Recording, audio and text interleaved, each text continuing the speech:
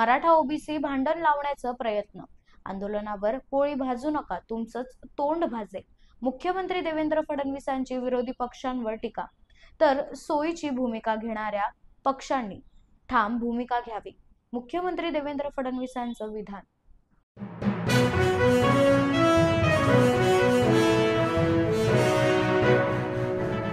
मनोज जरांगेंच्या खांद्यावर बंदूक ठेवून कोण?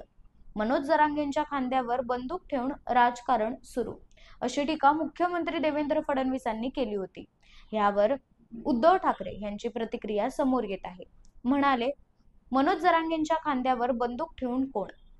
खांद्यावर बंदूक ठेवण्या इतपत वेळ का येऊ दिली? उद्धव ठाकरेंनी डिवचलं.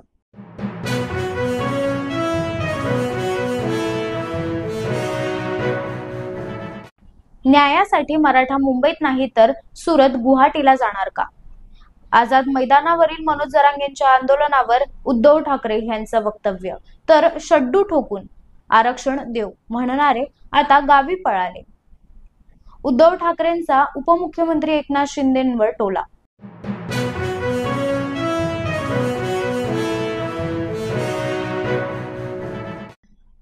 आमदार खासदार मनोज जरांगेंच्या भेटीला. मनोज जरांगे यांचा आज आझाद मैदानावर मराठा आरक्षणाच्या मागणीसाठी आंदोलन.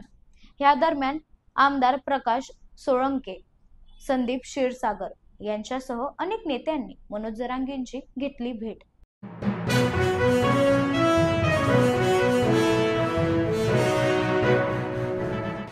गुणरत्न सदावर्तेंची तक्रार. आझाद मैदानावर 5,000 लोकांची मर्यादा ओलांडल्यानं गुणरत्न सदावर्तेंची मनोज जरांगेंच्या विरोधात तक्रार व आंदोलनाला समर्थन करणाऱ्या नेत्यांवर गुन्हा दाखल करण्याची मागणी.